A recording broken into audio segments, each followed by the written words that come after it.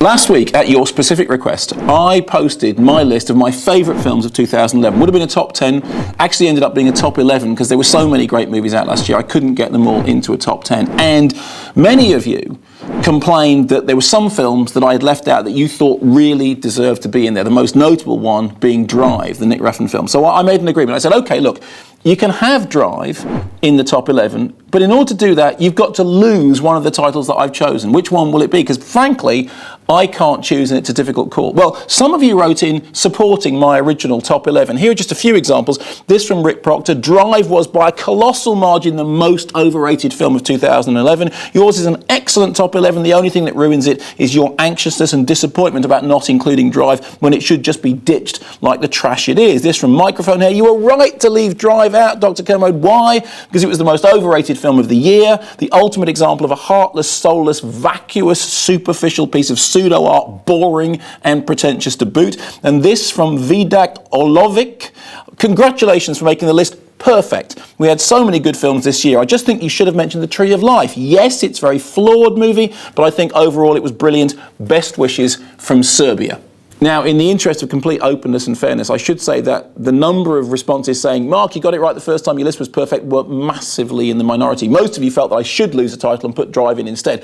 And a few of you suggested that the title I should lose is Kill List. This, as an example, from Darren K82, I would drop Kill List, a really good film, in fact a great film, until the last 5 minutes. It's like the writer couldn't figure out how to end it properly, lazy, and a few of you made a similar point. However, an equal number defended Kill List. This from Kill Him Off. I think it's a shame some are saying that they'd admit Kill List. I think Kermode featuring it in his top 10 is ballsy and helps draw the attention to it it deserves. It's incredibly interesting, unique little film. I loved it, probably for the same reason that many people have for hating it. And this from Hussein. Kill List was one of the strongest films of the year, which had a demonstrable effect on yourself as well as everyone I know who watched it. You were quite right to leave Drive out of your top 11.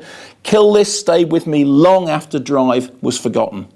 Now, I really like Kill List, and I'm very glad to be able to keep it in my top 11, but there was one film which loads of you said I should lose, and there was really very little defence for. It is, of course, Lars von Trier's Melancholia. Just have a listen to this representative sample from Richard Shaw. Lose Melancholia. It was good but not great. Not as good as Antichrist anyway. From Space Odds, Drive is by far the best film of 2011. Melancholia, by far the most pretentious film of 2011. And yet another cinematic con from Von Trier. This from Luke Smith, I'd swap Melancholia, good but not great. And this is from a Von Trier fan. Or Hugo, which again was good but not great. Drive is better than both those films, end of. Geordie Lennon, although Melancholia is a pretty good film, it just seems like it's trying too hard to be profound.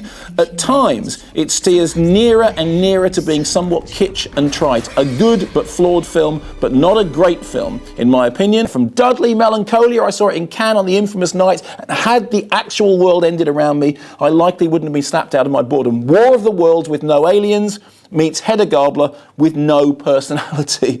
And this from Zampano, Melancholia, like a half-hearted study of depression from a self-absorbed teenage fresher. The tone of the film was entirely flat. An hour in, I realised Lars had run out of ideas, and I began praying for the planet to wipe them all out, a third-rate fest. And so, you have spoken, and I will be as good as my word. Much as I like Melancholia, and it's strange, the more I seem to like Lars von Trier, the more everyone else seems to not like his work. But you've spoken, that's it. Out goes Melancholia, and in comes Drive.